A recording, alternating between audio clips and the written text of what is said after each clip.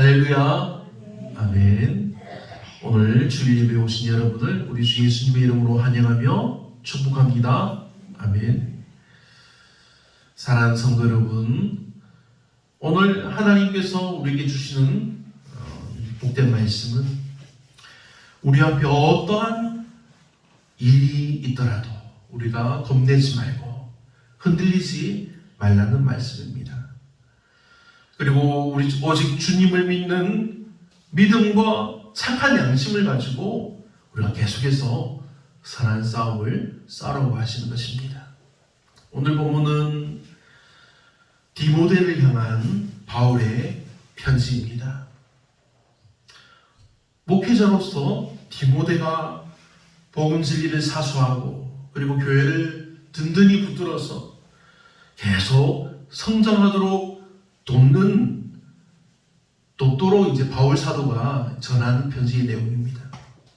바울이 디모데를 처음 언제 만났을까요? 바울의 첫 번째 전도 여행 때 바울이 디모데를 만납니다. 루스드라 출신인 디모데를 만나서 복음을 전해서 예수를 믿게 하고 또 제자로 삼았습니다. 그때부터 디모데는 교회에 아주 충실한 제자가 되었습니다. 교회 지도자로 교육을 받으면서 열심히 교회에서 사역했습니다. 바울은 이러한 디모데를 고린도전서 4장을 통해서 보면 자신이 믿음으로 낳은 아들이라고까지 표현하면서 디모데를 사랑하고 또 디모데는 또 바울을 사랑하는 그런 믿음의 형제가 되었습니다. 이렇게 사랑하고 또 믿는 이 믿음의 형제에게 바울은 나를 능하게 하신 예수 그리스도께 감사합니다. 그리고 디모데에게 다시 한번 복음에 대해서 말씀을 전합니다.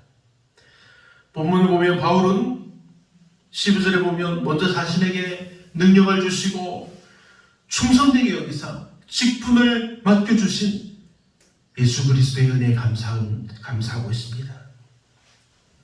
그리고 계속해서 자신이 예수 믿기 전에는, 회심하기 전에는 그리스도 및 성도들에게 대해서 자기가 비방자요, 박해자요, 폭행자로서 정말 죄인 중에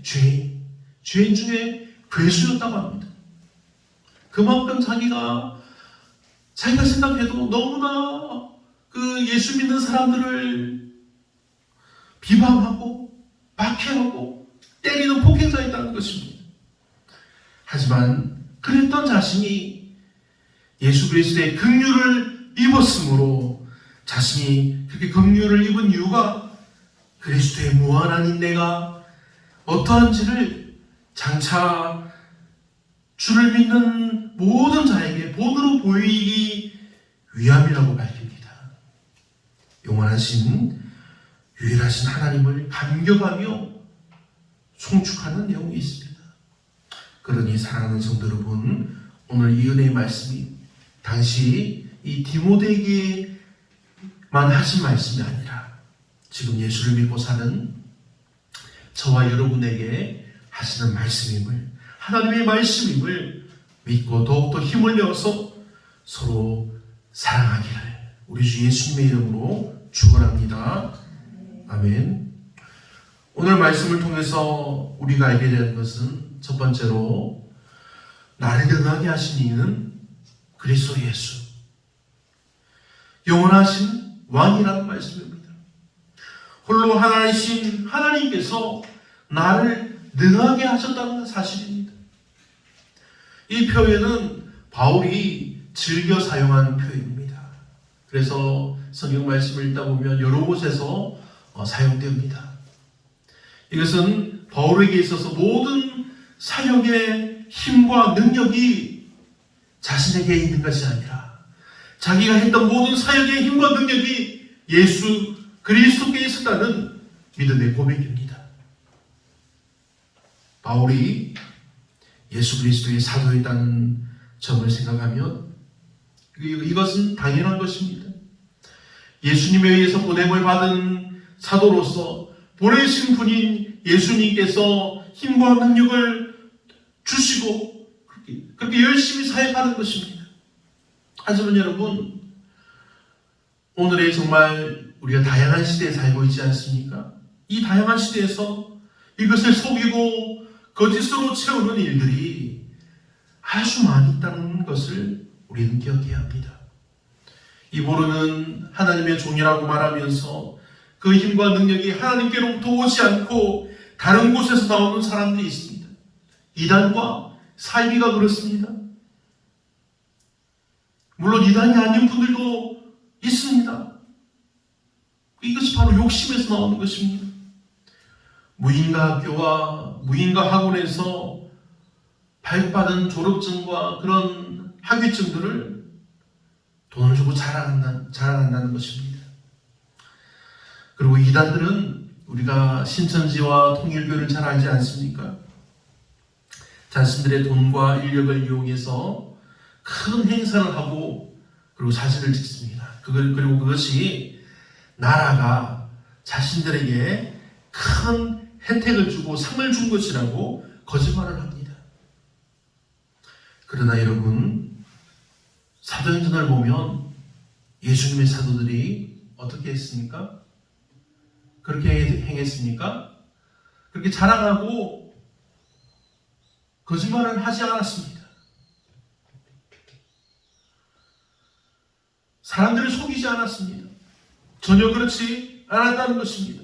속이는 자에게는 하나님의 벌이 내립니다. 하나님이 속이지 못하게 하신 것입니다. 오순절 이후에 놀랍게 임한 하나님의 영이 사도들을 변화시킨 것입니다. 업으로만 살았던 예수님의 제자들이 성령의 체험으로 진정한 예수님의 사도가 된 것입니다. 그들이 나가서 예수님의 이름을 전하자 그 말을 듣던 사람들이 3,000명이나 예수님을 믿었다는 사실을 기억하십시오. 그 일이 그날만 있었을까요? 그 이후에도 3,000명, 2,000명, 5,000명도 예수님의 이름을 믿고 변화되었습니다. 하나님의 능력은 그날만 일어나는 것이 아니라 계속해서 일어나며 사람들을 변화시켰습니다. 사람들을 교회로 초대했습니다. 사도들은 예전에는 가난하고 학력이 없었지만 하나님은 그 속에서도 복음을 전하게 하시고 사도들이 가진 것이 더 많아진 것은 아니지만 사도들이 그것을 가지고 가난한 자들을 돕고 교회를 위해서 사용할 수 있는 돈과 물질과 그리고 모일 장소와 예배의 시간이 점점 더 풍성해졌다는 사실을 우리가 말씀을 통해서 알 수 있습니다. 이 모든 일을 행한 것은 사도들의 힘과 능력이 아니었습니다. 이 모든 일을 행한 것은 자신들을 변화시킨 예수님의 이름과 그리고 임하여서 함께 하시는 성령님의 능력입니다.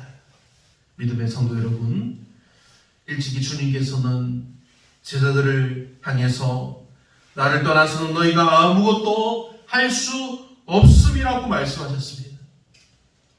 그런데도 그리스도를 떠나서 우리가 무언가를 할 수 있다고 생각하거나 또 우리가 그렇게 하려고 한다면 어떻겠습니까? 이것은 분명 잘못된 일입니다. 우리가 주님을 떠나서는 아무것도 할 수 없는데 우리가 주님을 떠나서 무언가를 한다는 것은 잘못된 것이라는 사실입니다. 따라서 오늘 우리는 그리스도께서 주시지 않는 것들로 우리의 권세와 힘으로 삼으려고 해서는 안 됩니다. 즉 그리스도로부터 보냄을 받은 우리들은 우리의 모든 권세와 힘과 능력의 원천을 오직 그리스도께 두어야 한다는 말씀입니다. 그러니 부디 세상의 허망한 것들로 힘과 능력을 삼는 세상 사람들에게 영원히 변치 않는 하늘의 능력과 영광을 밝히 증거하는 우리 믿음의 성도들이 되기를 축원합니다.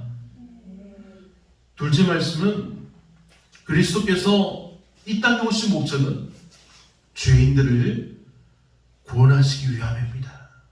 예수님께서 이 땅에 오신 것은 죄인들을 구원해서 믿음의 성도로 삼고 하나님의 나라에 들어가기를 원하시는 것입니다. 15절 말씀을 보면 미쁘다 모든 사람이 받을 만한 이 말이여 그리스도 예수께서 죄인을 구원하시려고 세상에 임하셨도다 하였도다. 죄인 중에 내가 괴순이라. 여기서 미쁘다는 말이 무엇일까요? 미쁘다. 우리가 많이 듣지 않습니까? 미쁘다. 미쁘다는 것은 믿을만 하다는 것입니다. 예수 그리스도께서 죄인을 구원하시려고 이 세상에 임하셨도다 하는 말이 우리가 믿을만 하다는 것입니다. 이 미쁘다는 말은 전적으로 확신하며 믿을 수 있다는 그 말을 강조하는 것입니다. 예수님께서 말씀하셨던 진실로 진실로 이 말과 비슷한 것입니다. 바울은 이 표현 뒤에 그리스도 예수께서 죄인을 구원하시려고 세상에 임하셨다고 말씀합니다. 그러므로 이 말씀이 우리에게 알게 하는 것은 아주 기초적인 우리의 믿음의 내용입니다. 아주 기본적인 내용이지 않습니까? 예수님께서 이 땅에 오신 것은 죄인들을 구원하시기 위함입니다. 이것을 우리가 아주 기본적으로 믿습니다. 그런데 여러분, 우리가 이 부분에서 정말 많은 사람들이 넘어지고 또 쓰러지는 것을 우리가 볼 수 있습니다. 정말로 많은 사람들이 이 부분을 잘 알지 못해서 이단과 사이비로 빠져든다는 사실입니다. 믿기만 하면 되는데 예수님께서 우리 죄인들을 구원하시려고 이 세상에 오셨다는 그 사실을 믿기만 하면 되는데 믿으면 되는데 이 사실을 믿지 못하고 이단과 사이비가 꼬여서 말하는 거짓에 속아 넘어갔다는 사실입니다.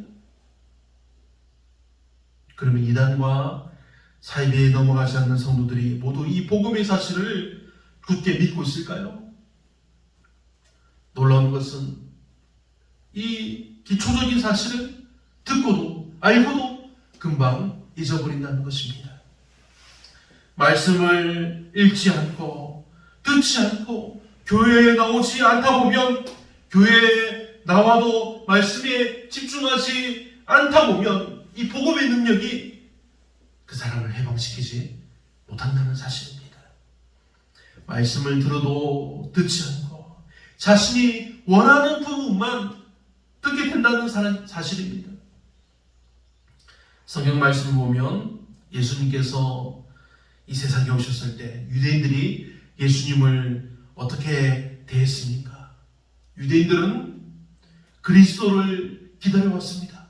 자신들을 구원해 줄 구원자를 기다려왔습니다.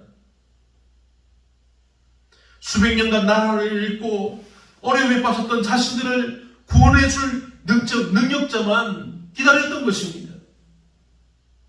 예수님도 능력이 있었습니다. 예수님은 능력이 없어서 그 일을 행하지 않으신 것이 아닙니다. 예수님이 이 땅에 오신 목적은 유대인들이 원하는 것과 같이 그들에게 새로운 나라를 전해주고 새롭게 로마 제국을 물리치고 이스라엘 나라를 다시 세우는 것이 아니었습니다. 예수님이 오신 목적은 자신이 이 세상에 오셔서 세상 모든 사람을 대신해서 십자가에 달려 죽으심으로 단번에 이 모든 죄를 용서하는 희생제물이 되는 것입니다.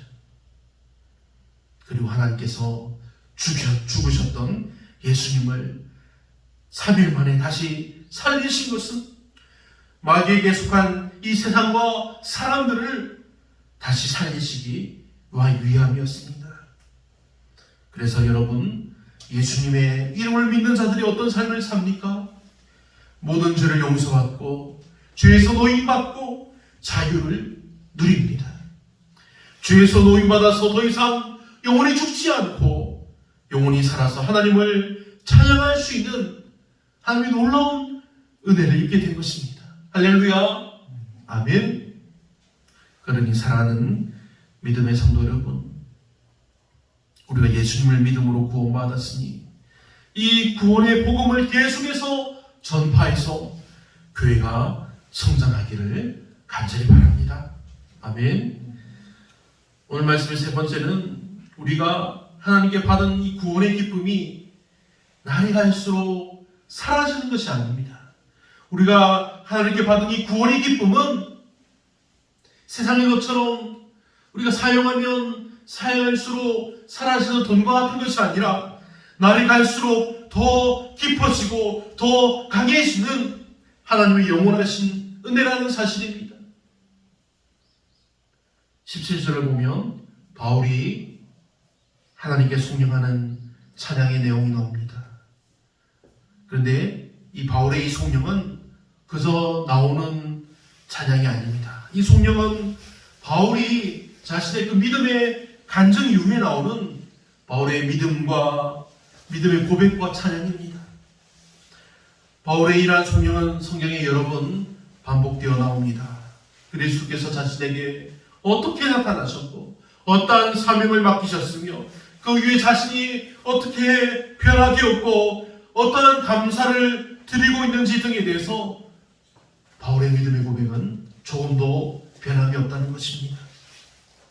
시간이 지남에 따라서 자기가 체험한 것들에 대한 생각이나 감격이 바뀌기는커녕 더욱더 그 믿음의 고백이 더 강해진다는 것을 느낄 수 있습니다.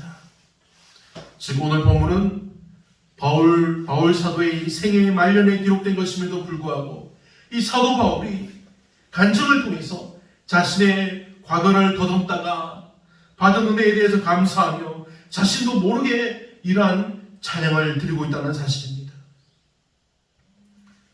그런데 여러분, 우리들의 모습은 어떠합니까? 우리들의 모습은 어떻습니까? 우리가 처음 예수님을 믿고 우리 죄를 회개하고 믿음의 성도가 되었을 때 감사와 감격이 넘치는 뜨거운 믿음의 생활을 시작했습니다. 날마다 찬양이 끝이지 않았습니다. 날마다 우리가 기도하기를 쉬지 않았습니다.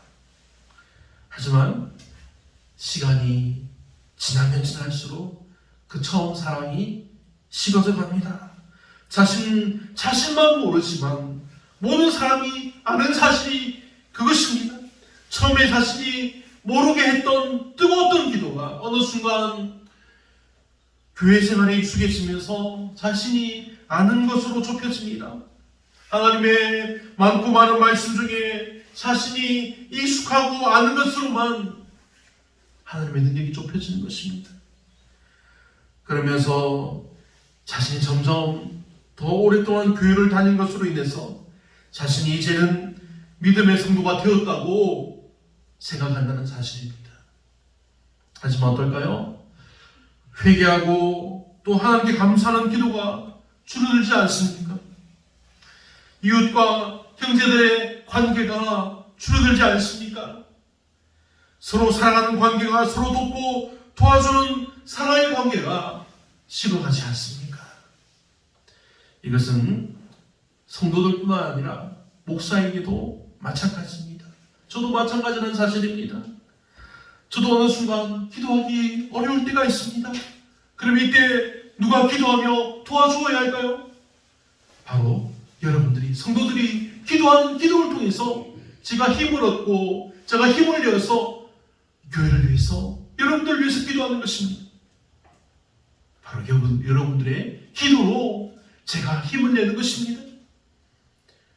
그러면 나도 알지 못하는 중에 내가 기도의 자리에 앉아 있게 되는 것입니다.